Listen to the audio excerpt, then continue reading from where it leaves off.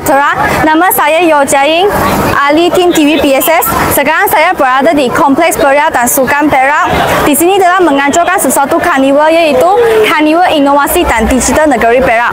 Marilah kita bersama-sama menjelajah karnival ini yang dianjurkan oleh Jabatan Pendidikan Negeri Perak dan Kerajaan Negeri Perak. Jom!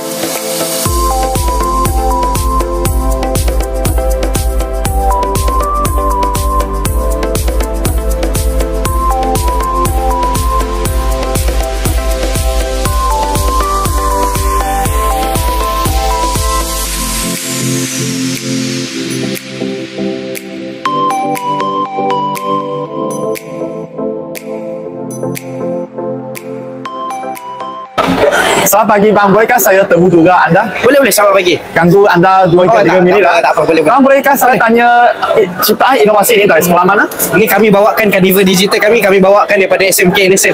Oh, Kami from SMK Nation. saya memperkenalkan diri saya. Saya adalah pelajar dari SMK Sri Perang dan saya ingin membuat satu rekaan tentang inovasi inilah.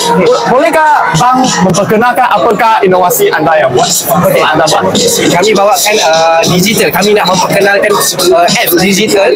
Contoh macam ni dalam Delima. Dalam Delima kita ada Suno AI. So kita nak discover Suno AI ni. Suno AI ni apa? Suno AI ni dia boleh generate sebuah lagu untuk kita. So apa yang kita kena buat? Kita just put the keyword dia, Kata kunci yang kami masukkan. Yes. Dan terusnya AI akan generate bagi Anda. Contoh macam ni lirik. Ini kan generate a lirik semua.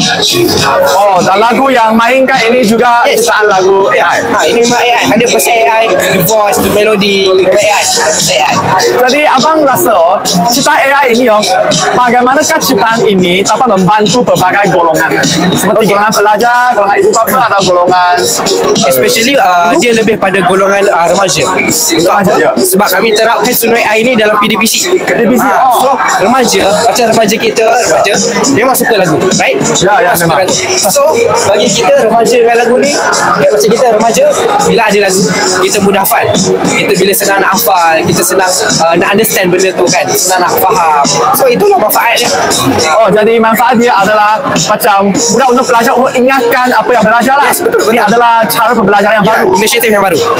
Jadi abang rasa adakah abang rasa pembangunan macam teknologi AI yang mencipta lagu ini akan menggantikan artis-artis di tanah air kita? Boleh jadi sebab dia, AI ni dia boleh jadi lagi jauh advance dia. Basic lah. Memang dia mampu untuk menggantikan artis-artis di negara kita tak?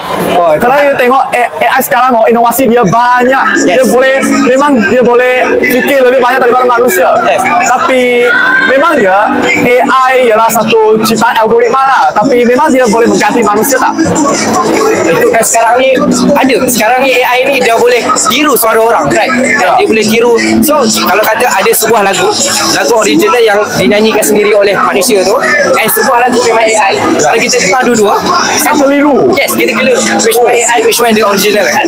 So jadi memang ciptaan AI ini berguna untuk manusia, tapi kita perlu gunakan dengan baiklah. Ya, kita gunakan dengan betul lah. Okey.